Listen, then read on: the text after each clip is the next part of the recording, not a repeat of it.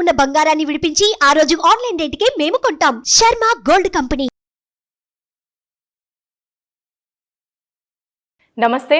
ప్రస్తుతం మనతో ఉన్నారు ప్రముఖ ఆధ్యాత్మికవేత్త, ప్రముఖ జ్యోతిష వాస్తు పండితులు మనతో సూర్యనారాయణ శర్మ గారు ఉన్నారు. వారితో మాట్లాడదాం. నమస్కారం గురుగారు. నమస్కారం అమ్మా. శుభం బియాదు. గురుగారు, ఇప్పుడు 2024 సంవత్సరంలో అసలు మిథున రాశి వారికి ఏ విధంగా ఉందండి? మిథున రాశిలో మనం వృషభ నక్షత్రం వస్తున్నామా 3-4 పాదాలు, ఆరుద్ర నక్షత్రం వస్తుంది 4 పాదాలు, అలాగే పునర్వస నక్షత్రం మొదటి 2-3 పాదాలు వస్తాయి. సో 3 అద్భుతమైన. పునర్వస నక్షత్రం గురుడు నక్షత్రం ఉంటాం, ఆరుద్రము శివుడి నక్షత్రం, అలాగే శని యొక్క నక్షత్రం రాహు నక్షత్రం ఉంటాం.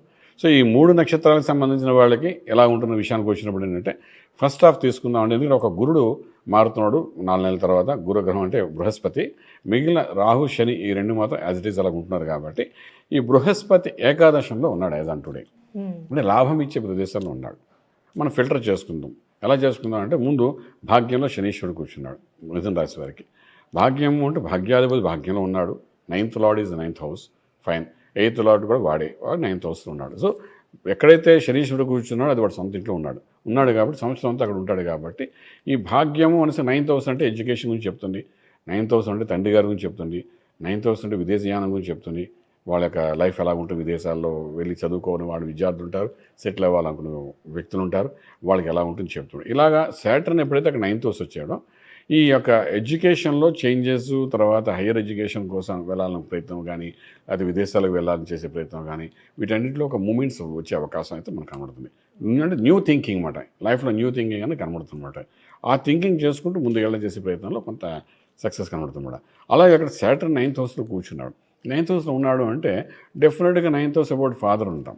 ఫాదర్ ఉన్నప్పుడు అంటే ఫాదర్కి ఏదైనా ఉంటే ఈ సంవత్సరం అంటే ఏ జాతకుడు అయితే వాళ్ళ నాన్నగారికి కొంత క్రైసిస్ కనబడవచ్చు. అంటే కొన్ని హెల్త్ ఇష్యూస్ చిన్న వచ్చే అవకాశం ఉంటుంది.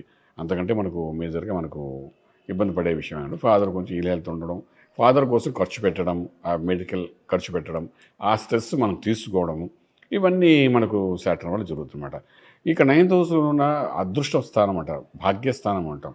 మనకు లక్ ఫేవర్ చేసేది కూడా 9th హౌసే. 9th హౌస్ బాగుంటే మనం లక్కీయెస్ట్ పర్సన్ అనమాట. 9th హౌస్లో మంచి గ్రహాలు ఉంటే మనకు లక్ మంచి రైజింగ్ అవుతుంటుందన్నమాట. సో 9th హౌస్లో ఈ లగ్నానికి ఈ రాశికి మిత్రుడు వాడు, మిత్రుడై ఉన్నాడే కాబట్టి న్యూట్రల్గా ఉంటాడు, కొంచెం పాజిటివ్గా చేస్తాడు. సో 9th హౌస్ సాటర్న్ అనేది ఒక లక్, ఒక 20% లక్ కూడా ఇచ్చే అవకాశం ఉంటుందన్నమాట. సో ఇవన్నిటిని మనం దృష్టిలో పెట్టుకుంటే సోర్స్ ఆఫ్ ఇన్కమ్, రిసోర్సెస్, కొత్త వెంచర్స్, కొత్త యాక్టివిటీస్, వీటన్నిటికీ ఒక 20% పాజిటివ్గానే ఈ సంవత్సరం అంతా ఉండడానికి అవకాశం ఉంటుంది. వీడు ఏం చేసినా రాజ్యంలో రాహు ఉన్నాడమ్మా, మాయాధనం ఇస్తాడు. మిథునం అనేసరికి వాళ్ళు డెఫినెట్గా ఏ ఉద్యోగం చేసినా ఫైనల్గా వాళ్ళు వ్యాపారం దిగడానికి ప్రయత్నం చేస్తారు.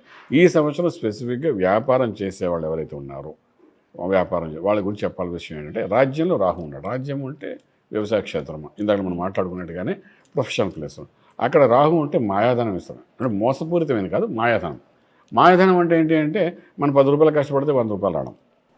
మోసం అంటే 10 రూపాయలు కష్టపడి పెట్టి ఇన్వెస్ట్ చేసి 1000 రూపాయలు సంపాదించి ప్రయత్నం చేయడం మోసం అవుతుంది.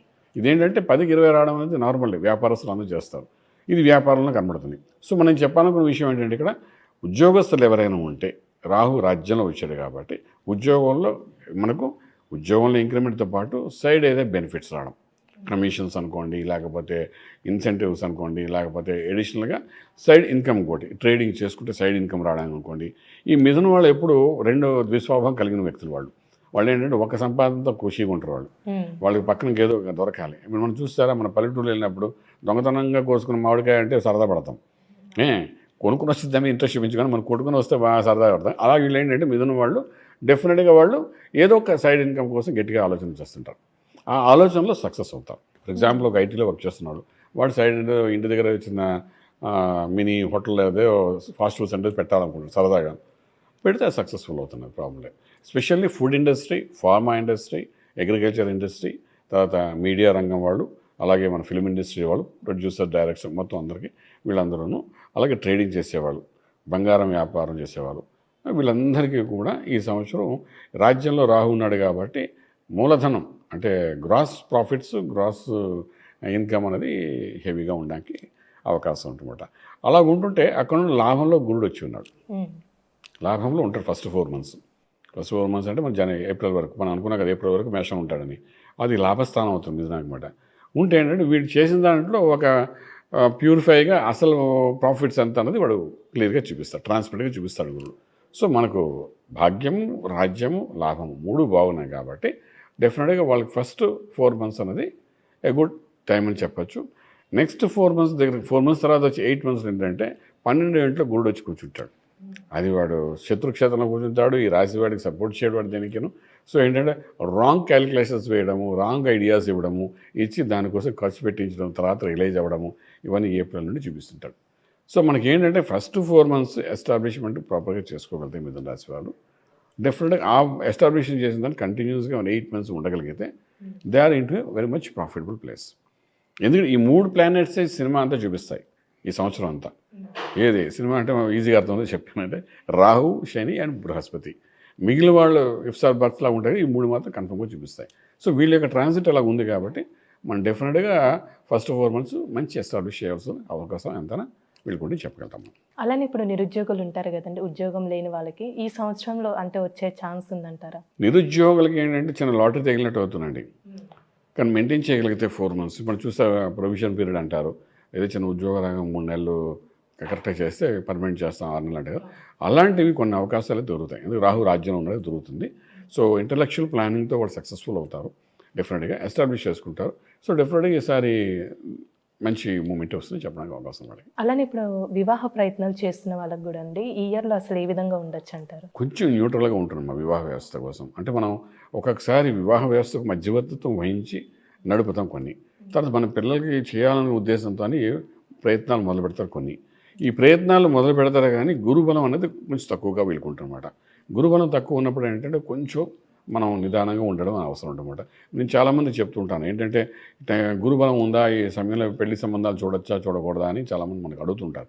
అలా అడిగినప్పుడు ఈ మిథున రాశి వారు ఈ సంవత్సరం కొంచెం న్యూట్రల్గా ఉండగలిగితే, అంటే మరీ ఎక్కువ అడావిడి చేయకుండా ఏదో చిన్న ప్రయత్నం చేయడం, అవ్వకపోతే పర్వాలేదు వచ్చి అడా చేద్దాం అని అనుకోగలిగితే పర్వాలేదు. ఇది అగైన్ డిపెండ్స్ ఆన్ దశలు అంతర్దశలు అనమాట. దశలు బాగుండి యోగ దశలు కానీ వస్తే వివాహం ఆటోమేటిక్గా అయిపోతుంది. బట్ మన ట్రాన్సిట్ ప్రకారం చూస్తే మాత్రం గురుబలం తక్కువ ఉంది కాబట్టి మనకు కొంచెం ఎక్కువ ప్రయత్నం చేయట్లేదు గురించి.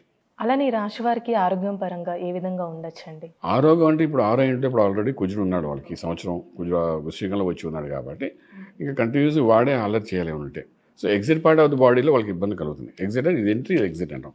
ఎంట్రీ అంటే కళ్ళతో చూస్తాం, శ్వాస, తింటాం, వింటాం, ఇవన్నీ ఎంట్రీస్. ఎగ్జిట్ అంటే దిగువ భాగం అన్నమాట. సో మిథున వాళ్ళకంటే దిగువ భాగంలో మెడికల్ ప్రాబ్లమ్స్ అనేది వచ్చే అవకాశం ఉంటుంది. కొంచెం ఏమైనా కనబడితే మాత్రం డెఫినెట్గా వాళ్ళు ట్రీట్మెంట్ తీసుకోవాలి. క్రానిక్ ఇష్యూ ఒకటి చూసుకోగలిగితే చాలా బాగుంటుంది. ఇవి కనబడతాయి ఎందుకంటే స్టార్టింగ్లో కుజుడు ఉన్నాడు అక్కడ. ఈ కుజుడు మీద శని దృష్టి కూడా పడి ఉంది. సో డెఫినెట్గా వాడు దిగువ భాగంలో ఇబ్బంది పడితే అది మేల్ కానీ ఫిమేల్ కానీ ఏదైనప్పటికీ సో షుడ్ బి అంటే ఇక్కడ బడ్జెట్ దగ్గర నుండి ప్యాంక్రియాస్ అనుకోండి, ఇండైజెస్ట్ సిస్టమ్ అనుకోండి, లేకపోతే గ్యాస్ట్రిక్ అనుకోండి, ఇంకొంచెం కిందకి వెళ్తే some other medical problems, urinal infection అనుకోండి, మోషనల్ ఇన్ఫెక్షన్ అనుకోండి, ఇలాంటివన్నీ ఉంటాయి కదా. సో వీటన్నిటిని మాత్రం కొంచెం జాగ్రత్త తీసుకోవాల్సి వస్తుంది ఈ సంవత్సరం. అంటే ఈ రాశి వారికి ఎలాంటి పరిహారం చేస్తే మంచిదండి? ఎక్కువ ఇక్కడ మళ్ళీ మిథునం కాదు, అమ్మవారి యొక్క అనుగ్రహం కావాలి. ఇక్కడ మిథునానికి అధిపతి బుధుడైనప్పటికీ కూడా, విష్ణుమూర్తి అయినప్పటికీ కూడా యోగించేవాడు శుక్రుడు మాట. మనం చెప్పేది కూడా శుక్ర దోషాల గురించి చెప్తున్నాం. సో అమ్మవారు అంటే ఎన్ని రకరకాల అమ్మవార్లు మనకు ఉన్నాయి కాబట్టి విద్యలో శ్రీ విద్యలో ఉన్న వాళ్ళంతా శ్రీ విద్య సంబంధించి ఏదైనా మూలమంత్రాన్ని సాధన చేసుకుంటూ వెళ్ళచ్చు. అలా శ్రీ విద్యలో నిలవని ఉన్నారంటే దుర్గా కానీ చండీ కానీ ఏదైనా శ్లోకాలు దానికి సంబంధించిన అష్టోత్తరాలు ఉంటాయి. లేకపోతే వాళ్ళకి ఇంటే ఈలవేలపు ఉంటుంది, గ్రామదేవత ఉంటుంది. దేని వాళ్ళు నిత్యం చేస్తున్నారో కొందరికి ఈ ఊళ్ళో పెద్దమ్మ గుడి అంటే చాలా ఇంట్రెస్ట్ ఉంటుంది. అక్కడికి వెళ్ళి ఏ పని చేయాలన్నమాట, అక్కడికి వెళ్ళే కానీ ఏది మొదలు పెట్టాలంట. అలా వాళ్ళకి పెద్దమ్మ అనేది అంటే అమ్మవారి గ్రామదేవత అక్కడ. సో అలా ఏది వాళ్ళకి ఎక్కువ సెంటిమెంట్ ఉందంటే అమ్మవారు, ఆ అమ్మవారి యొక్క దైవాన్ని పూజ చేసుకుంటే సంవత్సరం ఉంటే మాత్రం కొన్ని సమస్యలు హెల్త్ ఇష్యూస్ నుండి బయటపడడానికి అవకాశం అయితే ఉంది.